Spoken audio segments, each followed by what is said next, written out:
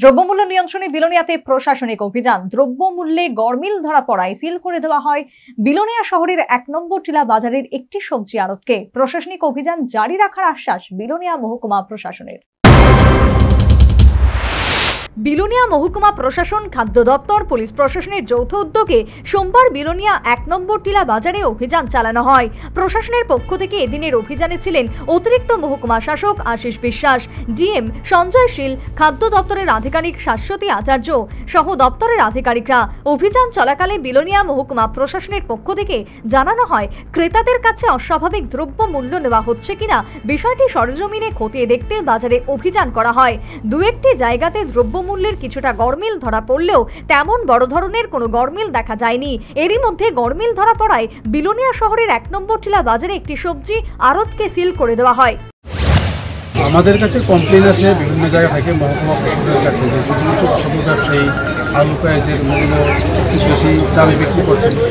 সেই ভিত্তিতে আমরা আজকে ১ নম্বর টিলা বাজার বিলোনিয়াতে অভিযানে নামি। অভিযানে আমরা প্রথমে সবজির যে আড়তে পাইকারি যারা বিক্রি করে তাদের দোকানে যাই, পরে আমরা খুচরো যারা বিক্রি করে তাদের দোকানে আসি। একটি আড়তে আমরা দেখতে পাই যে তাদের কাছে তারা যে দামে ক্রয় করেছেন আগরতলা থেকে কোনো মেমো আমাদেরকে দেখাতে পারেনি এবং তাদের কথার মধ্যে কিছু অসংলগ্নতা আমরা পাই। আমরা সেই কারণে দোকানটিকে আপাতত বন্ধ করে দিই এবং নির্দেশ দিই যে মহকুমা শাসকের সঙ্গে যাতে দেখা করতে।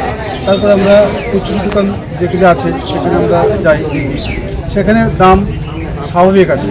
আলু ৩৮ টাকা ৪০ টাকা দরে বিক্রি হচ্ছে, পেঁয়াজ ৬০ টাকা দরে বিক্রি হচ্ছে, কাঁচা লঙ্কা ৩০০ টাকা ২০০ টাকা কেজি দরে বিভিন্ন ক্যাটাগরি কাঁচা লঙ্কা আছে বিক্রি হচ্ছে। মার্কেটে রেট স্বাভাবিক আছে, অসুবিধা নেই, জিনিসপত্র পর্যাপ্ত আছে।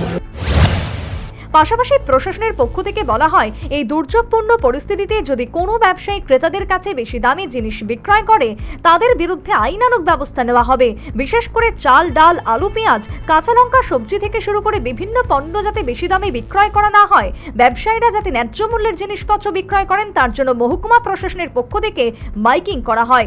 Bureau report, news vanguard.